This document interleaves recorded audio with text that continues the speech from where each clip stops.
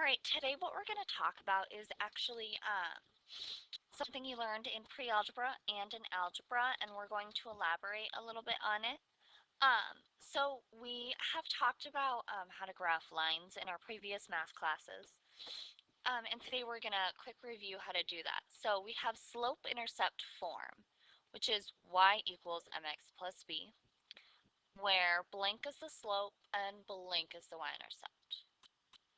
So if you remember, m is the slope and b is the y-intercept. Okay? So you can use this particular formula to write an equation for a line in this slope-intercept form. Okay? So I can actually look at my graph here, and I'll make it a little bit bigger.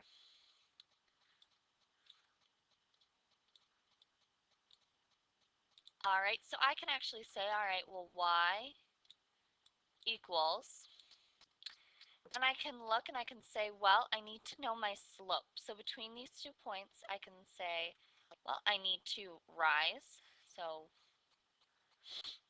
I can actually, I'm going down. So I'm going to go 1, 2, 3, 4, 5, 6, negative 6 over 1, 2, 3. So negative 6 over 3.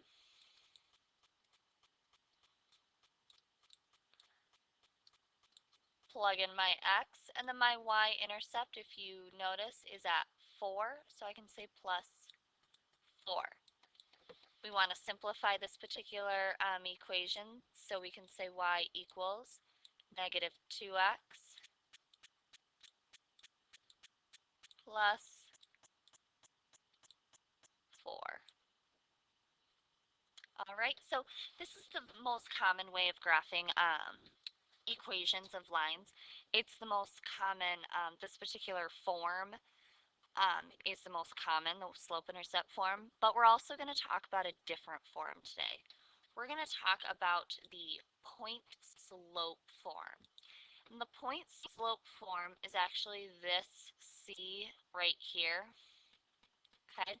It's, excuse me, y minus y1 equals m times quantity x minus x1, okay? Where m is still my slope,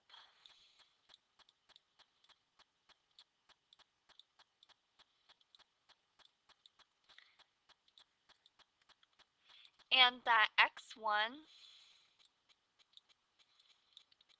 y1,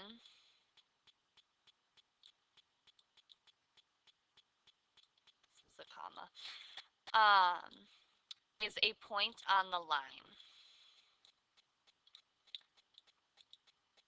Not just some random point, but it does have to actually be on the line. So we can use this particular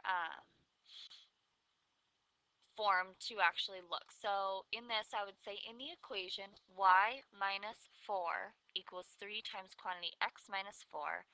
The slope and the point of intersection are, well, I know that the m is right here, so I can say my slope is m equals 3. And then my point of intersect, now if you noticed in the equation, they're both subtraction signs right here. Okay, so my my point of intersection is actually 2, 4.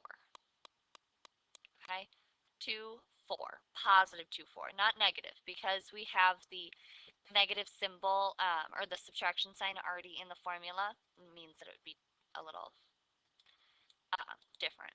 Okay, so we're going to have another one. We say, all right, write the equation for the line that passes through negative 1, 5, and has a slope of negative 4.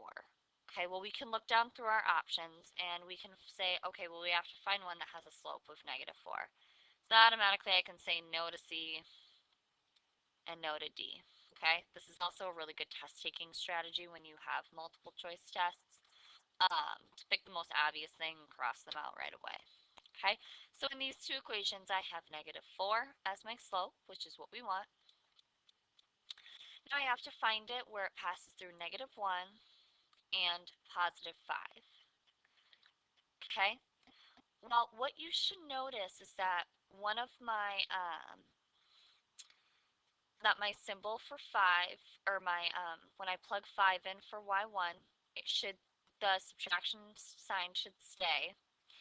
And because when I plug it in, it was technically x minus -1, which turns it into an addition. So B is our correct answer. All right, so we went over our two of our different ways to write out equations, the slope-intercept and the point-slope form. You do need to commit both of these formulas into your long-term memory if you have not already, okay? Um, the y-intercept one is, or the slope-intercept one is very easy, the y equals mx plus b. This one's a little harder, but it's pretty self-explanatory.